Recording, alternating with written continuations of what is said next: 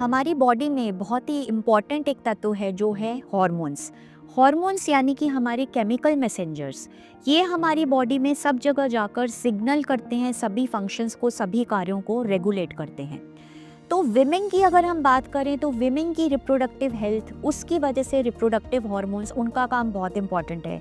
और क्योंकि विमेन के साथ मंथ में अप और डाउन ऑफ रिप्रोडक्टिव हॉर्मोन्स आता है, इस वजह से विमेन में ज़्यादा कॉमनली कभी कभी ऐसा हो सकता है कि उनका हार्मोन्स इम्बैलेंस हो। अब हार्मोन इम्बैलेंस क्या है? हार्मोन इम्बैलेंस वो चीज़ है जब हार्मोन्स इधर उनकी एक दूसरे के साथ रेशो ठीक नहीं है या फिर उनका अमाउंट कम या ज़्यादा प्रोड्यूस हो रहा है।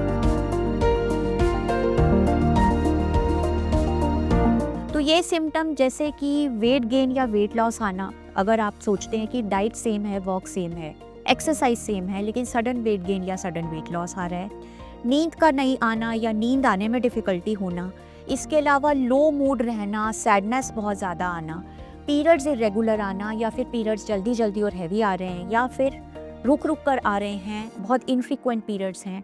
इसके अलावा अगर कोई लेडीज़ प्रेगनेंसी के लिए कोशिश कर रही हैं लेकिन वो प्रेग्नेंट नहीं हो पा रही हैं, तो ये भी एक हार्मोनल इम्बैलेंस का सिम्टम हो सकता है। इसके अलावा और डिफरेंट तरह के सिम्टम्स जैसे कि hair fall, acne, abnormal hair growth, जैसे एबनॉर्मल एरियाज पर हेयर, जैसे हेयर ऑन चिन लेडीज़ में। इसके अलावा ब्रेस्ट से डिस्चार्ज आना, इसके अलावा बहुत ज़्यादा चिंता, एंजाइटी का होना, हाथों में ट्रेमर आना, ये सभी सिम्टम जो हैं वो हार्मोनल डिस्टर्बेंसेस के हो सकते हैं। सबसे पहले तो अपने डॉक्टर से मिलिए ताकि आपके डॉक्टर आपका चेकअप करके ये डिटेक्ट कर पाएँ कौन से हार्मोन्स अप डाउन हैं और किसको ट्रीटमेंट की ज़रूरत है, जैसे कि थायराइड या रिप्रोडक्टिव हार्मोन जैसा कि पॉलीसिस्टिक ओवरीज में होता है। इसके अलावा सेकंड पॉइंट आता है लाइफस्टाइल, क्योंकि लाइफस्टाइल बहुत इंपॉर्टेंट है हमारे हार्मोन्स को ठीक तरह से रखने में। तो रेगुलर एक्सरसाइज करिए, जंक फूड का इंटेक कम कीजिए, अच्छा खाना खाइए, plenty of fruits and vegetables. इसके अलावा अगर आप एंजाइटी या किसी बैड पैच से गुजर रही हैं तो आप साइकोलॉजिस्ट की हेल्प भी ले सकती हैं।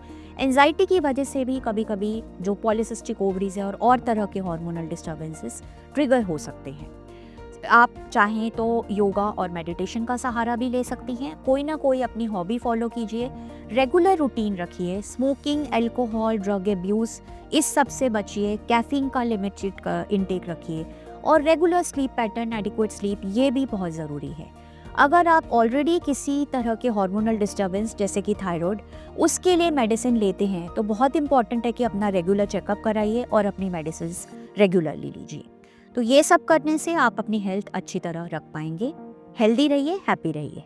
Thank you.